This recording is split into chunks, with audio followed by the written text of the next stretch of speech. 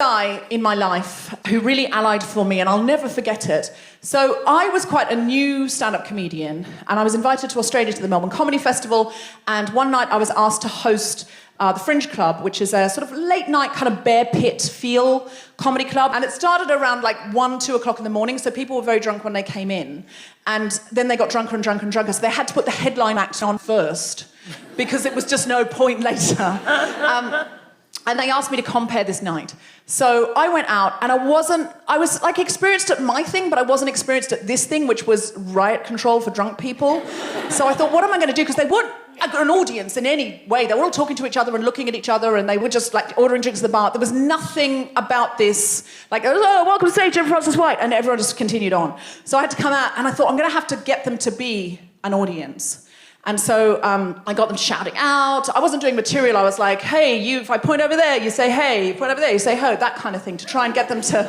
Worked really well. Fuck you. And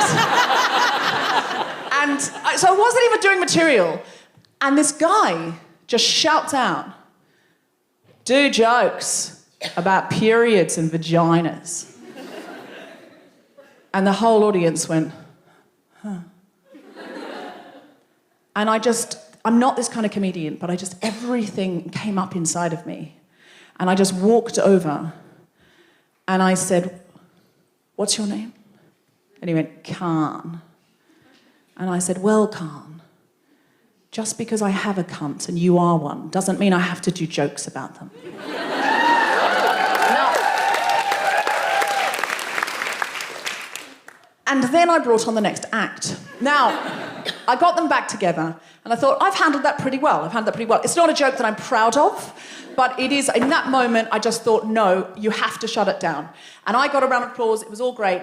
And then I brought on the next act. Now, I'd never heard of this guy. He was 18 years of age, and he'd been flown out from America, and we all thought, 18 years of age, how good can he be? We'd never heard of him, but apparently he was some kind of YouTube star. But this was like 6 years ago, when we didn't really even know what YouTube was. Like, we knew it was a thing, but it wasn't like, I didn't really get it. I just thought, there's a child coming out now. I introduced him as a Tim Minchin I could have given birth to. And because he played songs, and I went, okay, please welcome Bo Burnham. Bo Burnham comes out onto the stage, 18 years of age. I mean, it's the first time I think he performed outside his bedroom. He wants this Australian audience to like him, right? He came out onto the stage, he'd passed the piano, and he came over here and he went, are you Khan? And the guy went, yeah. And he went, yeah, I thought so. You look like a cunt. And then he just berated this guy for like 10 minutes saying, do you think that you can speak to women like that? This woman is a comedian. She is doing her job. That is what she is doing. In what world is it okay for you to shout out that she should do jokes about periods and vaginas because that's what you imagine women think about, because that's what you think about when you think about women, because you're so fucked up in your head, Khan. And I tell you, if you do this at a comedy gig again, this is what's going to happen to you. Some guy is going to come over and berate you for 25 minutes because we don't think it's good any more than she thinks it's good, and this audience hates you and everybody hates you. This is not an appropriate way to behave, Khan.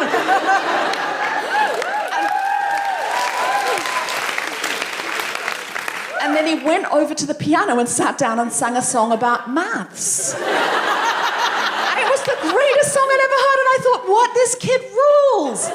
Because he wasn't coming in like a shining knight on armor. He knew that I dealt with it, but he was just saying, the opprobrium isn't just from women. It's from other guys. We also think this is hateful behaviour, and I bet Khan never heckled like that at a comedy gig again. Ever since then, I've always had a really big crush on Bo Burnham. Thank you very much.